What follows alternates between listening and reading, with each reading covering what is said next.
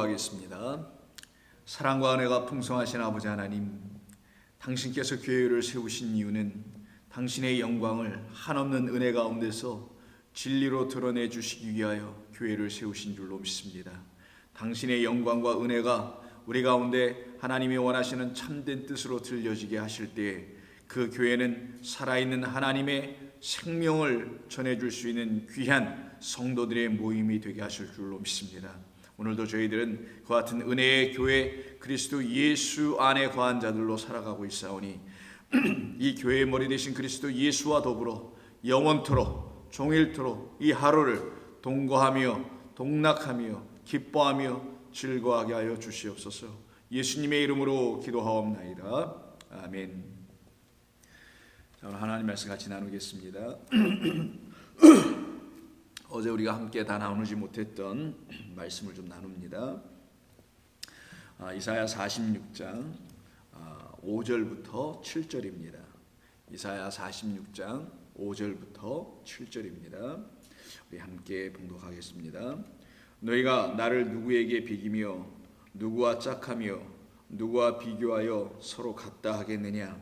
사람들이 주머니에서 금을 쏟아내며 은을 저울에 달아 도금장이에게 주고 그것을 신으로 만들게 하고 그것에게 엎드려 경배하며 그것을 들어 어깨에 매에다가 그의 처소에 두면 그것이 서 있고 거기에서 능히 움직이지 못하며 그에게 부르짖어도 능히 응답하지 못하며 고난에서 구하여 내지도 못하느니라. 아멘.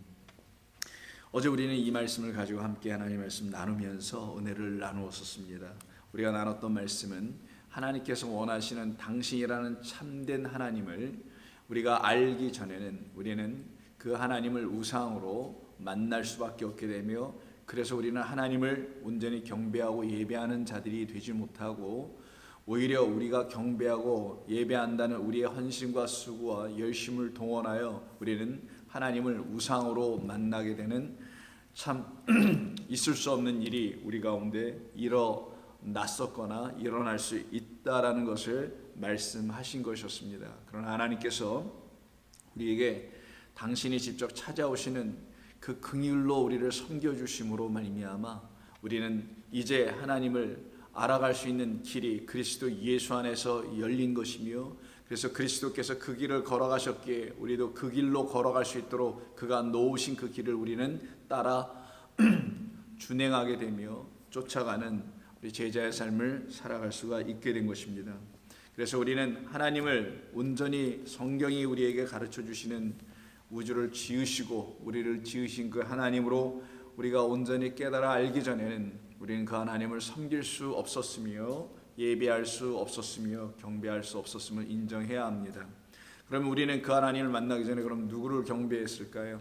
다름이 아닌 그 하나님을 대체하고 있는 다른 것들을 우리는 하나님이라고 오인하고 또 오해하여서 그를 섬기며 예배하고 심지어는 따라갈 수도 있었던 것입니다. 그래서 하나님의 자리에 즉 우리 안에 하나님이 거하시는 그 하나님의 자리가 우리 가운데 있지 아니하면 우리 전 인격이 그냥 우리 한 몸이 하나님을 영접한 자가 되어 있지 아니하면 우리는 언제든지 사람이 그 자리를 대신 차지하게 되며 그리고 사람의 말과 가르침과 이상과 관념과 철학과 이데올로기와 그 어떤 것들로 설명되고 있는 그것들에 의해서 대체될 것이라는 것입니다. 그래서 사람들은 하나님을 섬기는 게 아니라 하나님의 말씀을 따라 그를 예배하는 자가 아니라 결국은 우상은 먼 곳에 있지 않습니다. 우상은 우리가 생각하는 그런 차원의 사람들이 생각하는 그런 차원의 것을 우상이라 하지도 않습니다. 하나님을 대체한 그 모든 것을 우상이라고 하는 것입니다. 그래서 어제 우리가 끝부분에 나눴던 말씀이 요한계시록 22장이었었죠. 요한이 하늘이 열리고 하나님이 행하시는 모든 일들이 무엇인지 이렇게 깨닫게 해주시는 말씀을 주는 어떤 말라크 그 천사에서 그 소리를 듣게 되었을 때 그가 그 천사가 하나님인 줄 알고 그에게 엎드려 경배하려고 하죠. 그래서 요한계시록 22장 8절 9절이 그것을 말합니다. 천사의 앞에 경배하려고 엎드렸더니 그 천사가 내게 말하기를 나는 너와 내 형제 선지자들과 또 이 두루마리의 말을 지키는 자들과 함께 된 동료다라는 것이죠.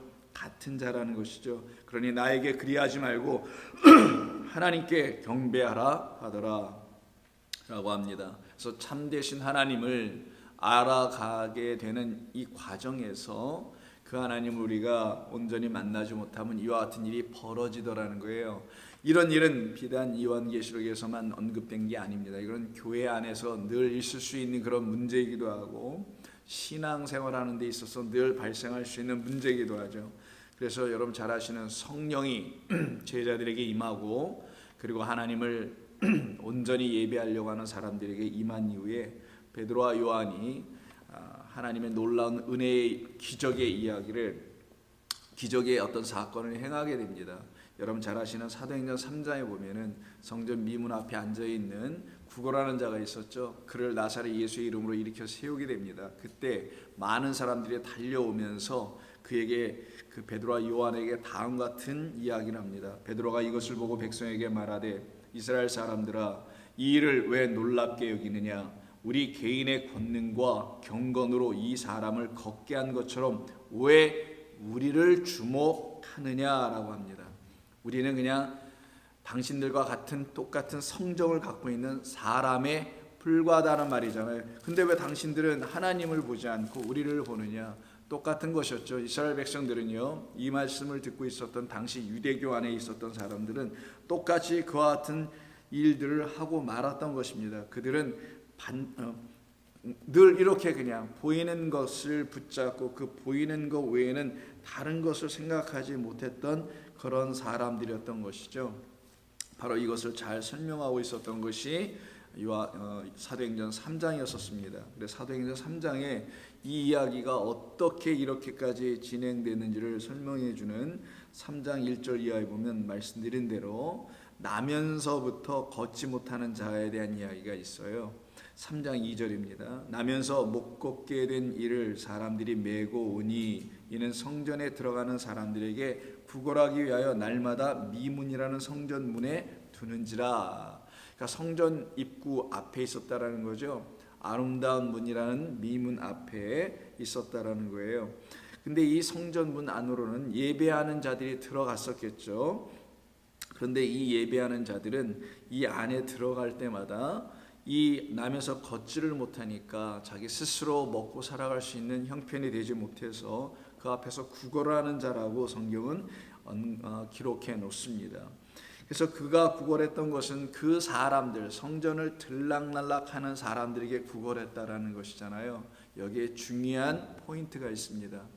다른 데 가서도 구걸할 수가 있습니다. 시장 문 앞에 가서 할 수도 있고 길거리에서도 할 수 있고 사람들이 많이 왕래하는 어느 곳에 가서 할 수도 있는데 왜 하필이면 이 사람은 두 가지 조건을 갖고 있는데 나면서부터 걷지 못하게 된 자며 동시에 왜 그는 하필이면 성전 앞에서 그 문 앞에서 성전을 들어갔다 나오는 그 예배자들에게 하나님을 경배한다고 하는 그들에게 구걸을 하는 자가 되었을까요? 바로 거기에는 이 말씀이 우리에게 전해주려고 하는 중요한 메시지가 담겨 있기 때문입니다. 3장을 보시게 되면요, 이 구걸한다는 말이 무려 3번이 나옵니다. 2절에도 한번 나오죠. 그리고 3절에도 또 나옵니다. 그가 베드로와 요한이 성전에 들어가려 함을 보고 그들에게도 구걸을 한다는 말이 나옵니다.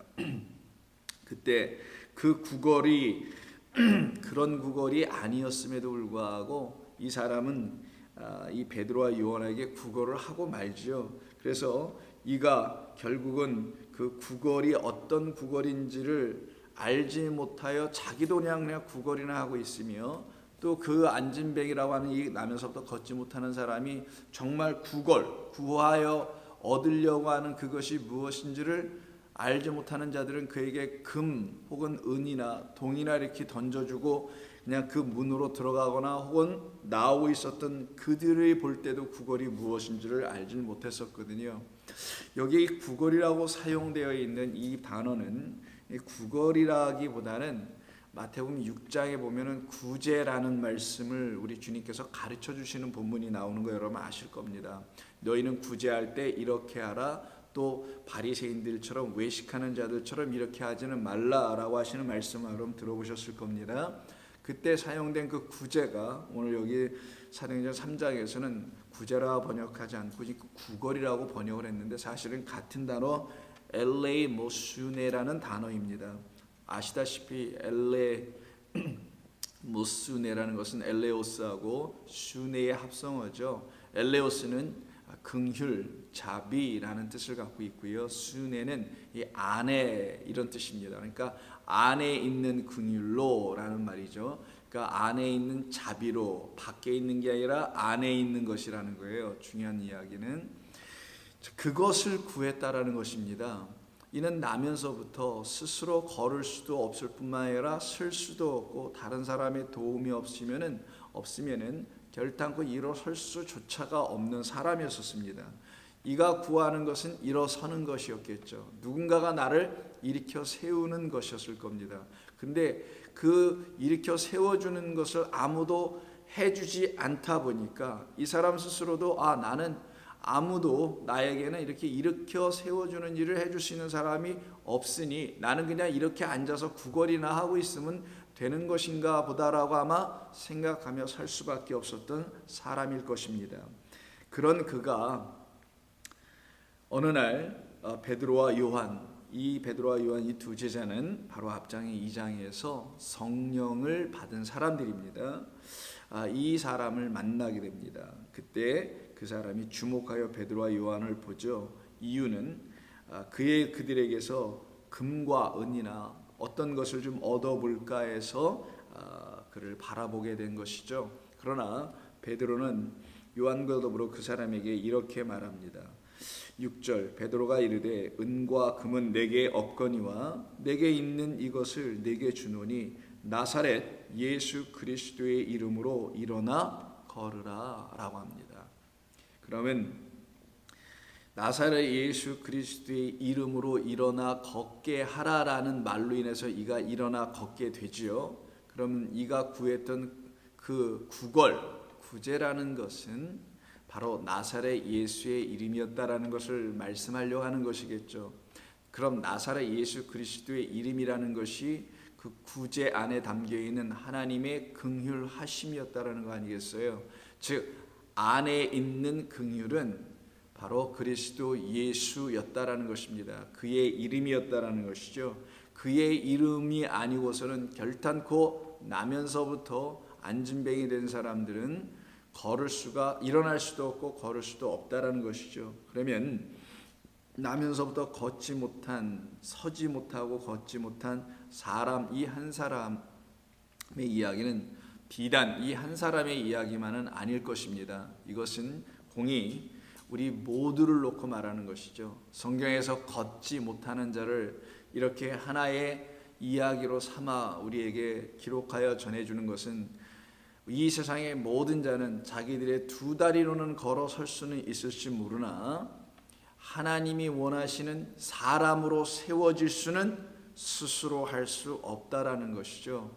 우리는 우리의 힘으로 이 세상을 살아갈 수는 있을 수 있습니다. 하나님 없이도 이 세상에서 하나님 알지 못해도 하나님 예배하지 않아도 이 세상에 많은 사람들이 다 살아가고 아이 낳고 결혼하고 등등 세상 일 다 하면서 잘 살아갑니다. 그러한 측면에서 볼 때 스스로 살아가지 그런 일은 일어나지는 않는다는 거죠.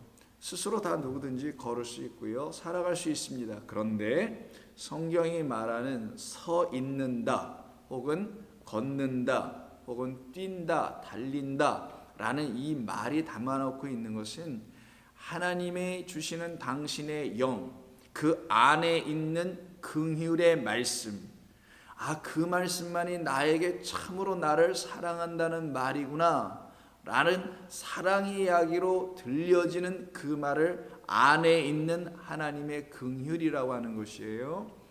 그 말을 전해주는 분이 그리스도 예수이신 것이고 그분의 이름으로 말미암아 얻게 된 하나님의 자비하심을 가진 자들은 반드시 하나님이 원하시는 대로 일어나 설 것이다 라는 것을 담은 이야기입니다. 이 일로 인해서 이 사람은 일어나게 됩니다. 그리고는 여러분 아시다시피 8절을 보게 되면요, 힘을 얻은 다음에 뛰어 서서라고 되어 있어요. 자, 섭니다. 그리고 걷습니다. 그리고 뛰어보기도 합니다.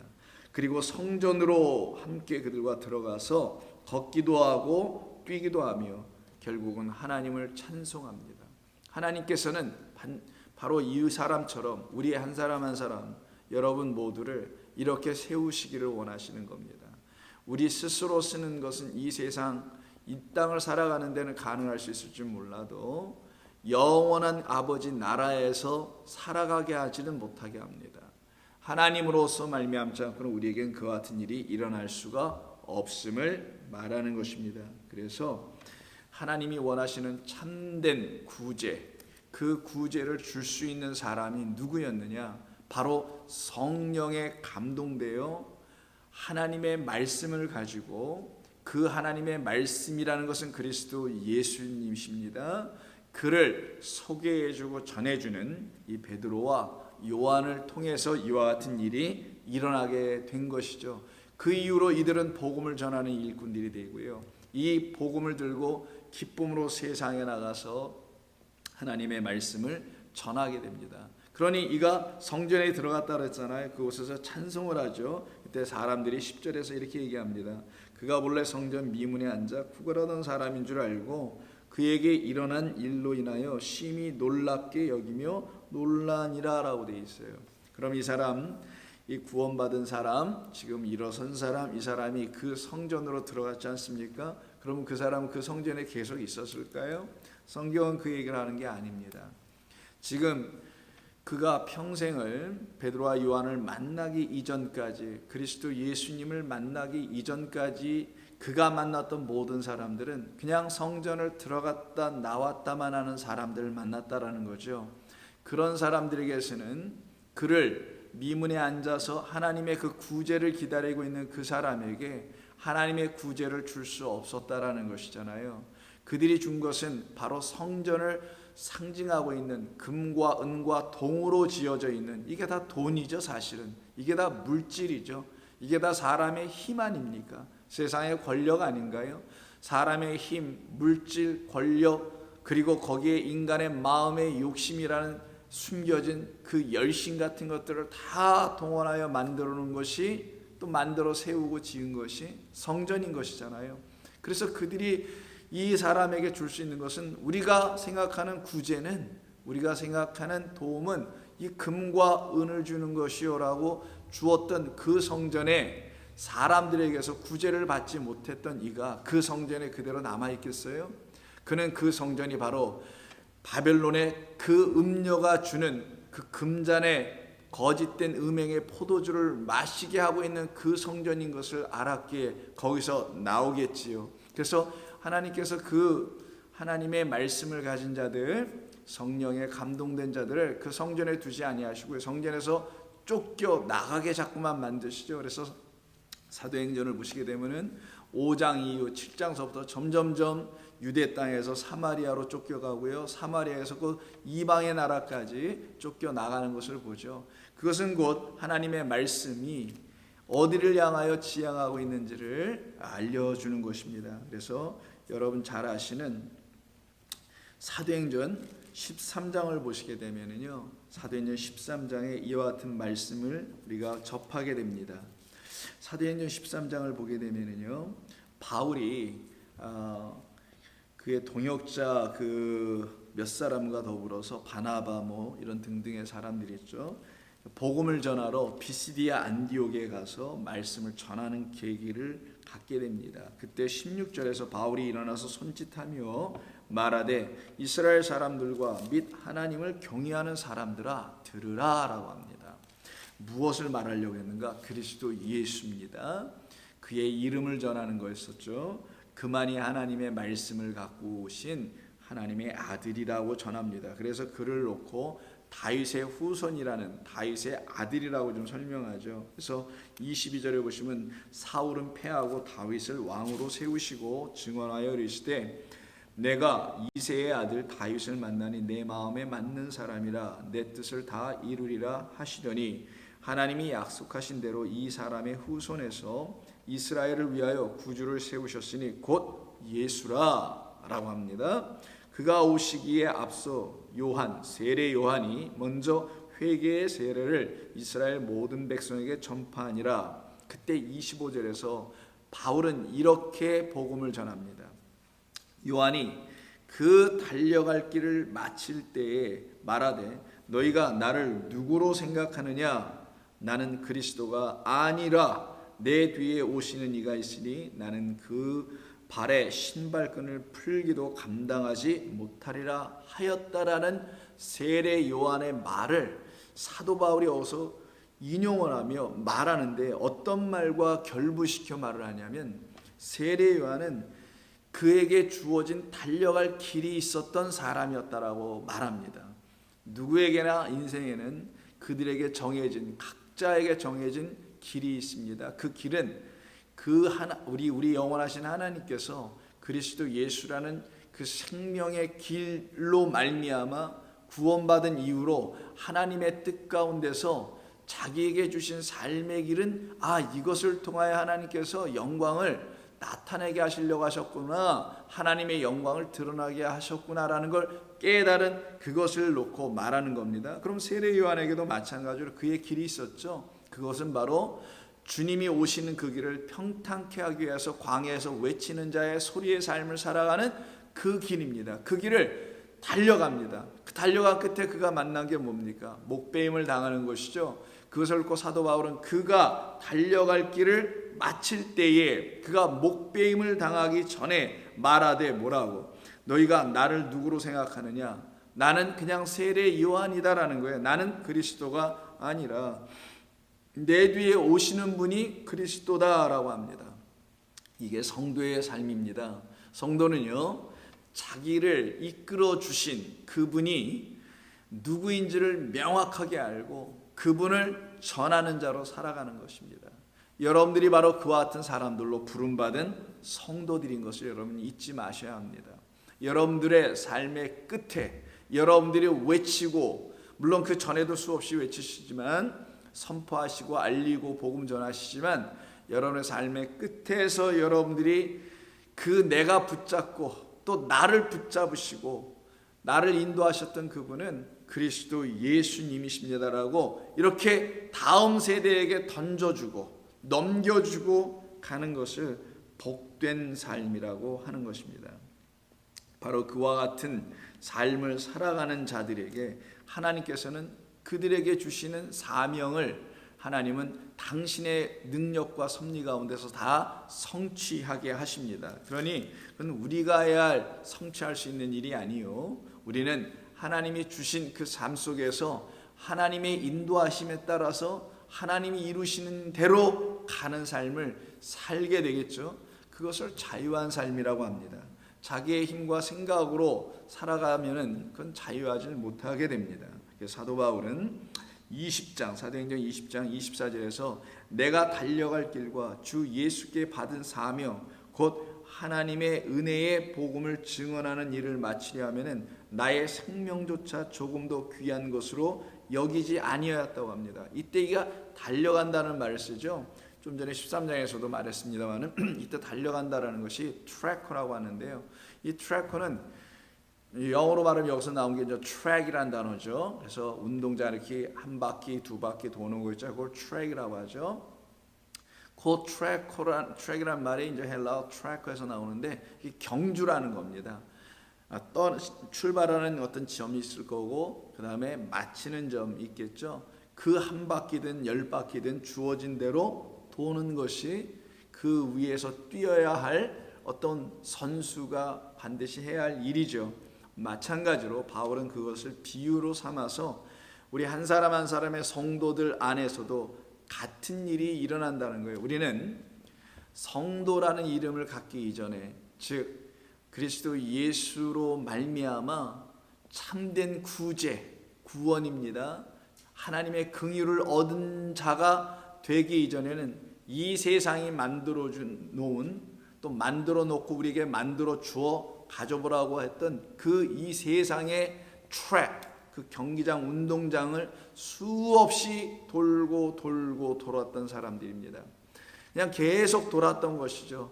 내가 왜 도는지도 모릅니다. 너무 많이 돌아가지고 이제 내가 무엇 때문에 돌아야 하는지, 왜 돌아야 되는지 그 이유도 목적도 다 상실하고 그냥 열심히만 돌면 되는지 알고 열심히 무조건 돌았던 그 같은 삶을 살았던 것이 우리의 예전의 모습입니다. 그런 우리들을 하나님께서 당신의 바로 그 구제의 은혜로, 긍휼로 우리에게 찾아오셔서 우리를 하나님께서 다시 만나신 것이죠. 어떻게 만나셨나요? 이렇게 만나시는 겁니다. 내가 너에게 이제 달려갈 길을 주겠다라는 거예요. 어떻게 그걸 주시나요? 또 누구에게 주시나요? 내가 너에게 나의 은혜를 부어서 내 아들 그리스도로 말미암아 너를 살려내는 나의 긍휼의 이야기를 너에게 들려주어서 나면서부터 걷지 못했던 너, 서지 못했던 너, 뛰어본 적은 단 한 번도 없었던 너, 아예 일어날 수도 없었던 너를 이제는 내가 만들어 놓은 나의 세계, 이 복음의 트랙, 복음의 경주장 안에서 열심으로 뛸 수 있는 힘과 능력을 내가 주겠다라고 말씀하는 겁니다. 그래서 바울이든 디모데든 여러분 잘 아시는 모든 성도들이 다 그 은혜를 받고요, 하나님이 주신 그 경주자의 삶을 살아냈던 겁니다. 이게 바로 성도의 삶입니다.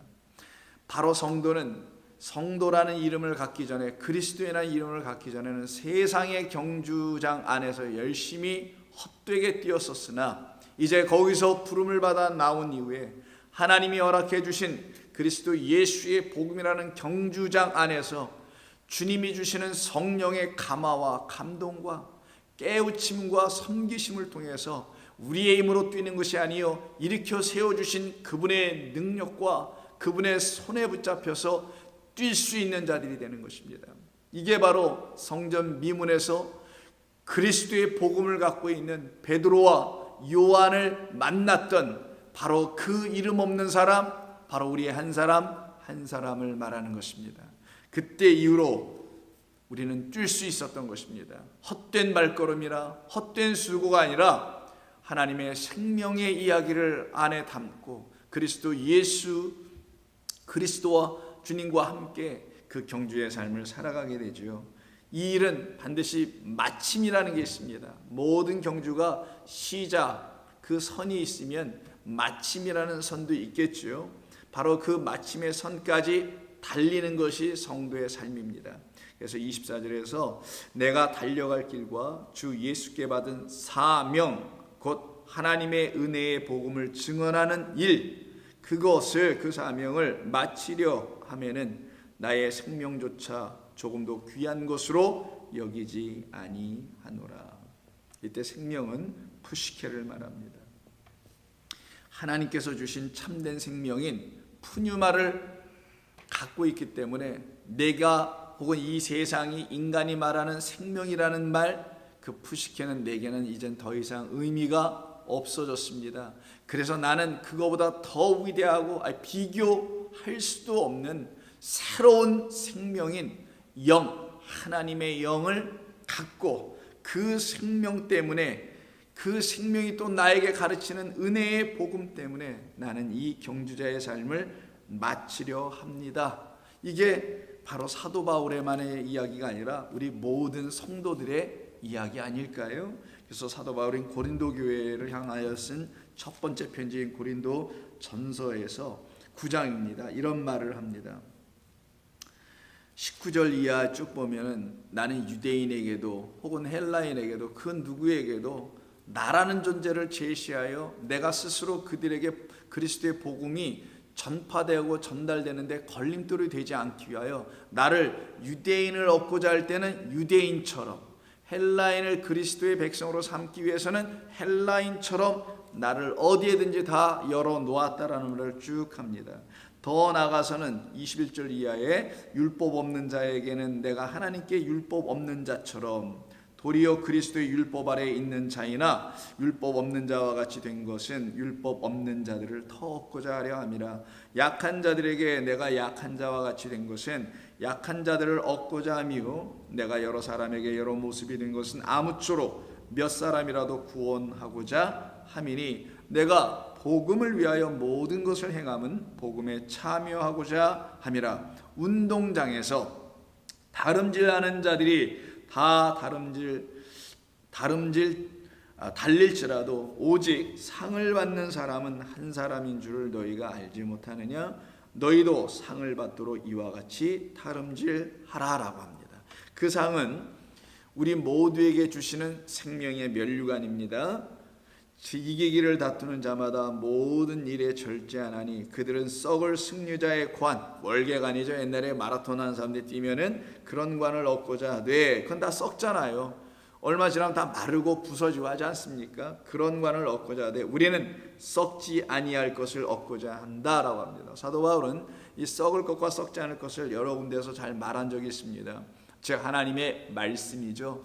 안에 있는 하나님의 진리의 말씀으로 그 말씀을 가지고 경주자의 삶을 산 사람들은 이와 같이 썩을 것을 얻는 것이 아니라 썩지 아니할 영원한 생명을 얻는다는 것을 말합니다. 그러므로 나는 다름질하기를 향방 없는 것 같이 아니하고 싸우기를 허공을 치는 것 같이 아니하며, 그렇죠. 목표 지점을 향하여 달리는 걸 비유로 쓰는 겁니다. 그래서 향방 없는 것이 아니라 그 트랙 안을 계속 도는 겁니다. 레인을 벗어나면 반칙이 되잖아요. 그래서 자기 레인을 계속 도는 것이죠. 좀 빨리 뛰어보겠다 해서 그 레인 안쪽으로 확 꺾어서 뛸 수도 없는 것이고 바깥으로 넘어갈 수도 없고 그 정해진 그 틀 안에서 이렇게 뛰어야 하는 것처럼 다름질하기를 향방 없는 것 같이 하지 아니한다고 합니다. 이때 향방 없다란 말을 아델로스라고 하는데 이거는 그 델로스라는 말에서 나옵니다. 델로스는 어떤 근거, 어떤 증거, evidence 아니면 그런 것들이에요. 나는 증거 없이, 근거 없이 이런 뜻입니다. 나는 근거 없이 이런 일을 하는 게 아닙니다. 나를 일으켜 세우신 나는 그분이 내게 근거가 되어 있기 때문에 이렇게 뛸 수 있는 것입니다. 다메섹에서의 바울의 여러분 체험을 아시잖아요. 주님 만난 사건 있지 않습니까? 그가 거기서 주저앉아 버리거든요. 강한 빛과 소리에 의해서 눈이 멀고 주저앉아 버립니다. 말 그대로 앞도 못 보고 걸을 수도 없는 자, 주저앉은 마치 그 성전 미문 앞에 앉아있는 그 사람과 다를 바가 없었죠. 하나님이 찾아오셔서 그리스도께서 그를 구제하지 아니하시면 눈을 뜰 수도 없을 뿐만 아니라 일어서 걸을 수도 없는 자, 바로 그런 나였다라는 거예요. 그런 우리 아닌가요? 그런 우리 한 사람 한 사람을 하나님께서 찾아오신 겁니다. 당신을 버리시고 오신 거잖아요. 당신의 보좌와 그 권자를 다 버리시고 오신 거 아닙니까? 우리에게 당신을 내어주실 수 있는 유일한 길은 당신을 버리신 밖에 없거든요. 그 은혜와 사랑을 입은 사람들은 향방 없는 것 같이 뛸 수 없습니다. 어떤 세상이 말하는 그런 목적을 향하여서 뛰지 않습니다. 오직 그리스도 예수께서 내게 맡겨주신 그 사명, 은혜의 복음을 전하는 그 일 때문에 하는 것입니다. 왜냐하면 이것만이 나를 살려냈다라는 그 근거가 있기 때문인 것이죠. 그래서 그들은 선한 싸움을 싸울 때 허공을 치는 것이, 권투 선수가 허공을 치지 않잖아요. 상대방의 선수를 정확하게 가격해야만이 이길 수 있는 것처럼 사도 바울은 그와 같은 스포츠 경기를 통해서 비유했던 것입니다. 내가 이 일을 위해서 하나님이 부르심에 나는 너무나 감사하다라는 거예요. 그래서 빌립보서에 보시게 되면은요, 바울은 빌립보서 2장 15절 이하에서도 이와 같이 자기 자신을 놓고, 그리고 그때 본인이 이렇게 복음을 전할 때 그가 만났던 많은 사람들과 그 경험을 놓고 다음과 같이 이야기합니다. 2장 15절, 이는 너희가 흠이 없고 순전하여 어그러지고 거스르는 세대 가운데서 하나님의 흠 없는 자녀로 세상에서 그들 가운데 빛들로 나타내라 라고 합니다. 이 세상을 놓고 말한 것이죠. 하나님을 예배하고 섬기며 가르치고 한다는 그 또 다른 세상인 교회 성전을 놓고도 말하는 것입니다. 하나님의 말씀을 거스르고 왜곡하는 빛이 있지 않은데도 불구하고 빛이라고 말하는 어떤 세대들 가운데에서 하나님이 나를 부르셔서 나 같은 자에게 감당할 수 없는 은혜를 부어주시고 그리고 그 하나님의 은혜의 복음을 전하게 하셨다라는 거예요. 그래서 16절에서 바울은 생명의 말씀을 밝혀 나의 다름질이 헛되지 아니하고, 그래서 또 뛴다고 하죠. 성도는 주님께서 일으켜 세워주심을 받은 그 성도는 반드시 이 복음을 들고 뛰게 되어 있습니다. 하나님에 의해서 서지 못했기 때문에 뛰지 못하는 것뿐이라고 저는 생각합니다. 자기의 힘과 생각과 자기의 깨우침 정도에 의해서 서 있는 사람들은 자기 뿔에 넘어질 수밖에 없게 될 겁니다. 한계가 있을 거라는 거죠. 그러나 하나님에 의해서 세워진 여러분들은요, 바로 이 복음을 붙들고 뛸 수 있는 자들이 됩니다. 이런 말씀을 듣고 여러분들 여러분의 자신을 스스로 이 말씀에 비추어 점검하셔야 하는 겁니다. 내가 정말 이 생명의 말씀이라는 것이 내 안에 있는가? 나는 이 말씀에 의해서 다름질하는 그 경주자의 삶을 살 수 있게 하신 근거 있는 그리스도라는 생명을 내가 뛸 수 있는 근거로 나는 갖고 있는가 생각해 봐야 되겠죠. 그래서 나의 다름질이 헛되지 아니하고 수고도 헛되지 아니하므로 그리스도의 날에 내가 자랑할 것이 있게 하려 함이라. 얼마나 감사한가요? 성도의 마지막은 그날 소망하는 거잖아요. 그리스도의 날은 해가 뜨는 거니까 새날을 말합니다. 그리스도와 함께 살아가는 그 영원한 새 날, 그게 바로 영원이에요. 그 자체가. 영원은 이 육이 끝나야 되는 거잖아요. 육 안에는 영원이 없습니다. 육 안에는 영원을 소망케만 하는 하나님의 생명의 말씀을 가진 성도들에게만 영원이 또한 무엇인지를 알게 되며 그 영혼을 이 육 안에서 소망하게 되는 거예요. 그러나 육이 딱 끝나는, 즉 이 눈에 보이는 땅의 장막이 멈춰지고 거두어지는 그때가 바로 그리스도의 날이 되죠. 그는 영원한 삶을 사는 겁니다. 영원한 그의 나라에 거하는 것이에요. 그 날에 내가 자랑할 것이 있게 하려 합니다.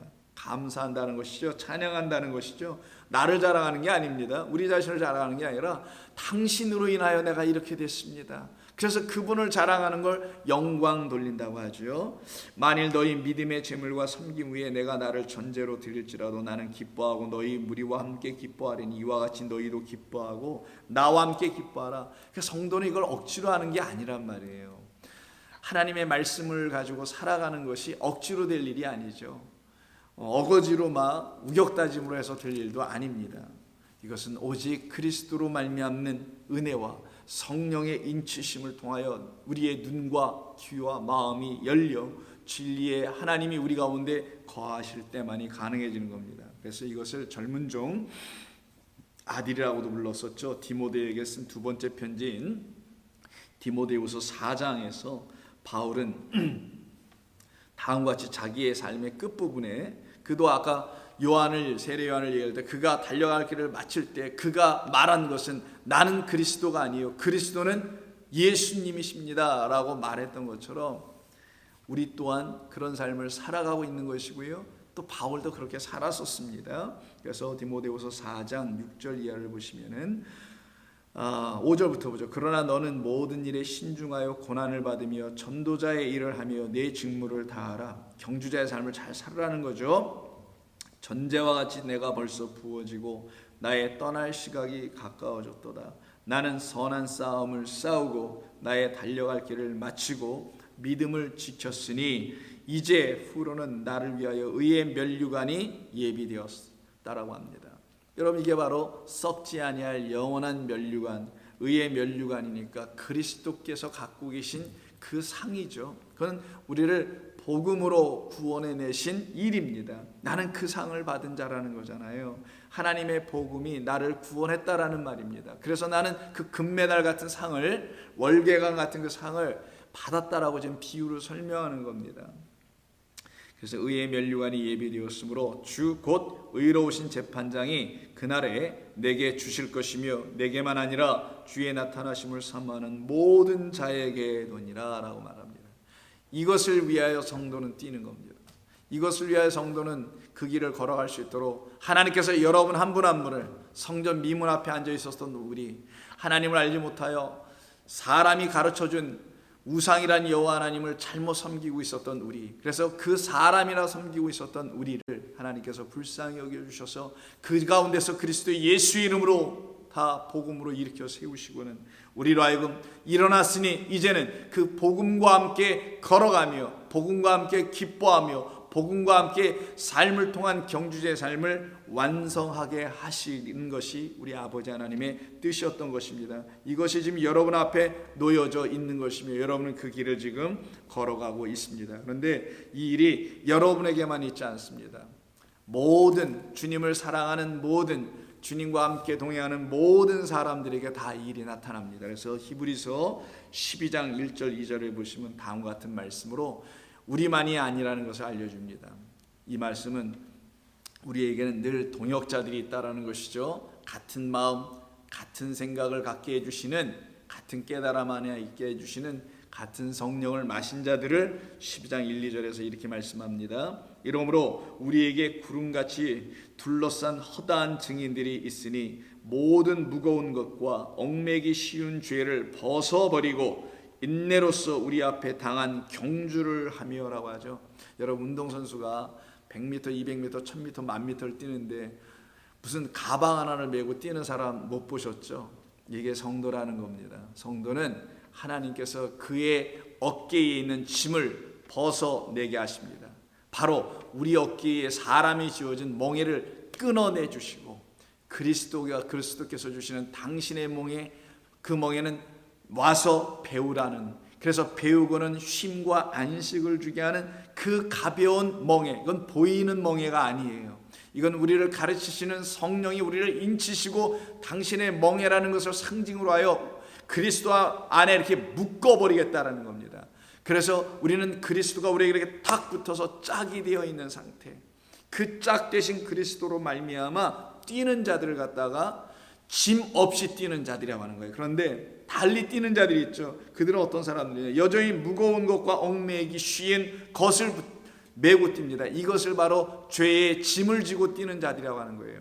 그런데 우리는 죄악의 모든 짐을 벗어버리게 하신 그리스도 예수의 긍휼의 말씀, 은혜와 사랑의 말씀을 담은 그 말씀이 참 하나님을 소개하는 진리의 말씀으로 들려졌을 때 우리에 있는 모든 죄와 사망의 법이 떨어져 나가고 죄악 벗은 우리 영혼 기뻐 뛰며 주를 맞이하겠네, 찬송하겠나라는 찬송처럼 우리는 바로 주님과 함께 뛰는 겁니다. 우리에게는 죄의 짐이 있지 않습니다. 우리는 하나님이 주신 복음이라는 은혜만을 짊어지고 사는 사람들입니다. 우리는 그 은혜로 우리에게 오셔서 우리를 구원하신 예수 그리스도의 죽음을, 그 죽음의 흔적을 우리 몸에 짊어지고 가는 성도들입니다. 이들은 뛸 수 있습니다.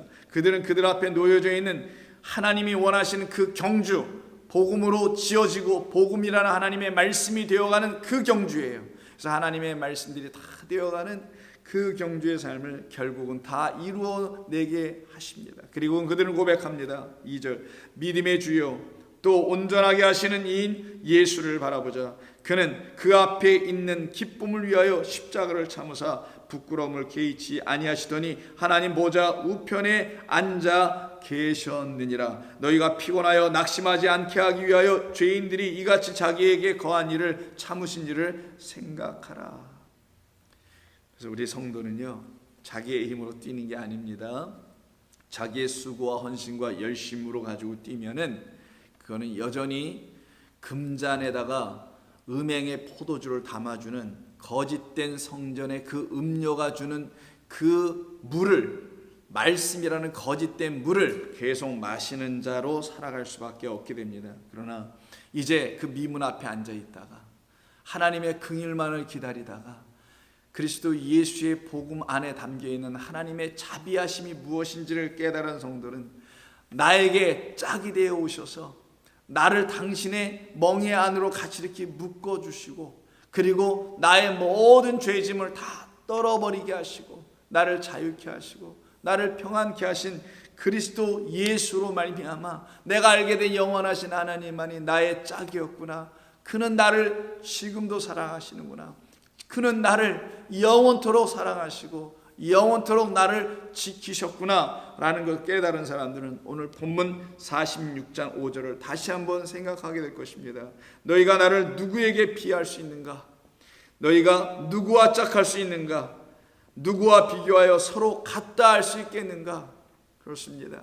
우리는 하나님 아버지 외에는 어느 누구도 우리를 구원하신 분이 없음을, 할 수도 없음을, 구원했다라는 말을 우리에게 전해준다 할지라도 그것이 아님을, 그분이 아니고서는 우리는 어떠한 응답도 받아본 적이 없고 구원함을 얻은 적이 없음을 갖고 사는 성도들입니다. 오늘도 주님께서 여러분의 삶을 그렇게 인도하실 것입니다. 그렇게 인도하셔서 여러분들을 진리 가운데 세우시고 그리고 기쁨으로 그 경주자의 삶을 살아내도록 성령은 여러분들을 도우실 것입니다. 그와 같이 기쁘고 복된 하루가 되기를 주의 이름으로 부탁합니다. 하나님 고맙습니다. 오늘도 저희들에게 주신 이 말씀을 통해서 주님의 말씀의 뜻을 잘 깨닫게 하시는 성령 앞에 우리의 마음을 열고 우리 주님이 인도하시는 대로 따라가는 종들이 다들 되게 하여 주시옵소서. 저마다의 삶 속에 우리 하나님만이 길이십니다. 그 길 대신 우리 주님께서 우리 가운데 오셔서 우리로 하여금 뛸 수 있는 길을 허락하셨고 걸어갈 수 있는 길을 보여주셨사오니 이제는 그 복음의 경주장 위에서 주님과 함께 뛰어가고 걷기도 하고 기뻐하며 주를 찬송하는 종들 다들 되게 하여 주옵소서. 예수님의 이름으로 기도하옵나이다. 아멘.